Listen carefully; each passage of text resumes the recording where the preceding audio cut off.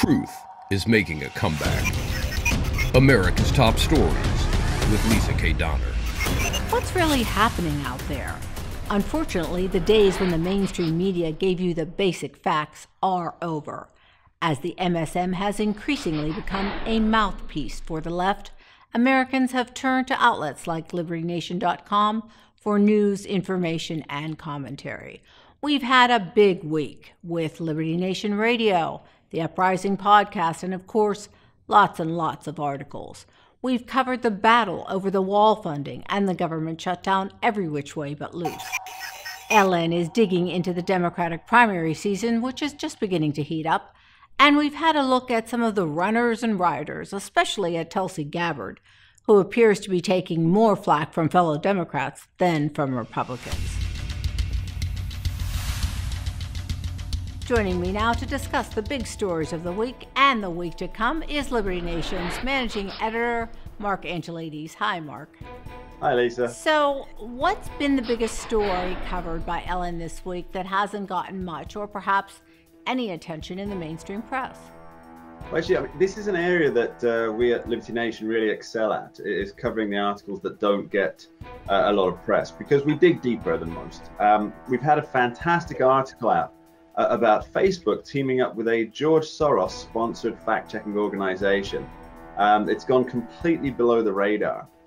So either the legacy media, they're not hunting down the pieces that they should be doing, or they're purposely ignoring it. But I mean, this is a big deal because, as you know, Soros only puts his money into agenda-driven projects. And I feel that if other news agencies had covered this, I think Zuckerberg's project bias here would be dead in the water straight away. Well, what happens with a media that is one-sided is that people feel like they can move ahead with impunity.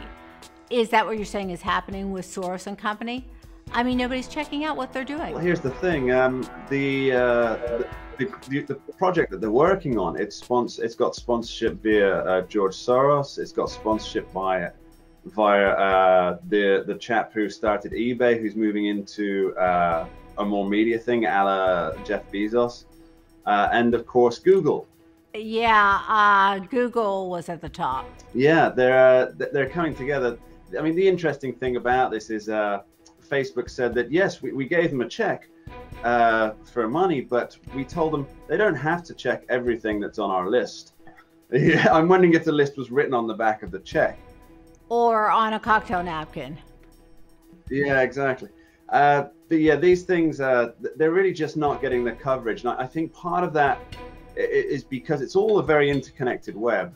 You have a lot of media agencies that are now owned or sponsored by larger special interest groups that are corporations who have their own corporations' interests in mind. So just for example, I'm not saying this is the case with Amazon, but Jeff Bezos is now the owner of I believe it's the Washington Post. Something that would negatively impact his business, his Amazon empire, would he be keen for that to run through the Washington Post? And would the Washington Post editorial team, would they have some hesitancy about actually running a story that will negatively impact their main sponsor? I think this is a bit of an intermeshing that is detrimental to honest journalism. And well, it's not to mention that he's getting government contracts to boot. Oh yeah, very much so. It really seems that, as I say, the intermeshing of government, business, media, it's not a good thing. It's my opinion that this is not a good thing, that all these things are combined under one entity, or with enough fingers in each pies that each one impacts the other to on the balance sheet. So there's going to be personal interest, selfish interest there, and it shouldn't really be that way. They should, in an ideal world, remain separate entities. So what stories is Liberty Nation digging into this week, maybe that the MSM isn't? Well, not surprisingly, we're going to have a load of coverage on the government shutdown. Not just somebody said this, somebody said that, but we're actually going to be looking more into, for example, the Democrats who are into funding the border, which we did some work on that this week already, some articles on site on that. But also the Republicans that aren't willing to fund the border. Maybe dig a little bit deeper on Do they have any connections? What are their motivations for this? Is it purely an ideological stance, things like this? Or is there something behind it, perhaps with caucuses they're working with, special interest groups they represent? We're also going to be looking more into the Russian collusion boogeyman that has reared its ugly head again. Hasn't it, though? It's really amazing how it just kind of popped up again like a bad dream. Very much so. I mean, it had almost all but disappeared. And especially there are even talks coming out just in the legacy media about how it's going to be a damp squib, I believe is the term I read. The Mueller report, it's going to be a damp squib.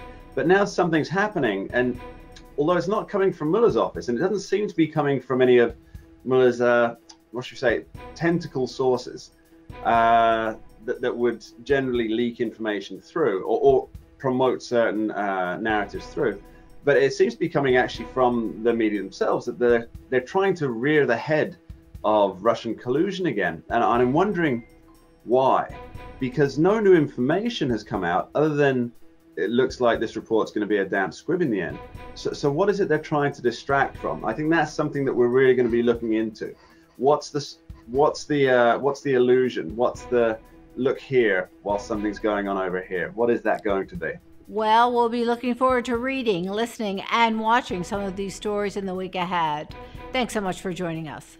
Very welcome. That's Managing Editor Mark Angelides for LibertyNation.com.